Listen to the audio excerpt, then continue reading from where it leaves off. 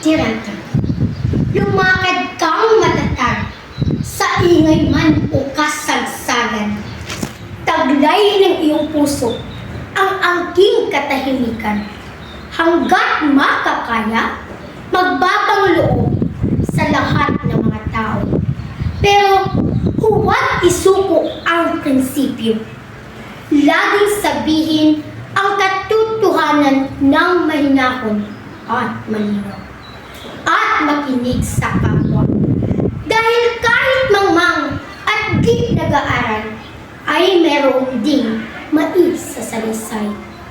Iwasan ang mga taong may ingay at mapanlaban. Sila'y nakasisira ng kasigahan ng diwa.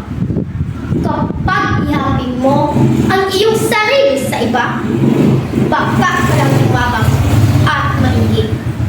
Dahil may mga taong mas mataas o mababa kaysa sa iyo. Magpasalamat sa iyong mga nakating at paghahandaan ang kinabukasan. Magsumikap sa trabaho, anumang simple nito. Ang hanap buhay ay haligi sa pabago-bagong ihip ng panahon. Maging mahinahon pagdating sa kalakal, dahil ang mundo ay puno ng manluloko. Pero huwag naman ipikit ang mga mata sa kabutihan ng tao. Marami sa atin ang namumuhay ng may prinsipyo. At kahit saan, may mga bayani. Huwag patigasin ang puso sa kabila ng tagumpay. Dahil sa harap ng lungkot at kabiguan, pag-ibig ang may kapangyarihan sa langit at lupa. Pakinggan ang payo ng panahon. Masaya mong isuko ang ligaya ng mga kabataan. Patibayin ang iyong loob sa harap ng mga unos. Huwag patalos sa pangamba.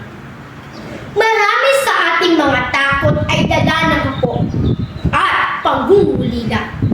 Sa gitna ng iyong sikap, pagod at tiyaga, mahalin mo pa rin ang iyong sarili. Kaya laging tumingala sa Diyos, anuman ang pagkakilala mo sa Kanya, at anuman ang iyong ipinaglaban sa magulo at masigalot na buhay. Palaging mapayapa ang iyong kalooban.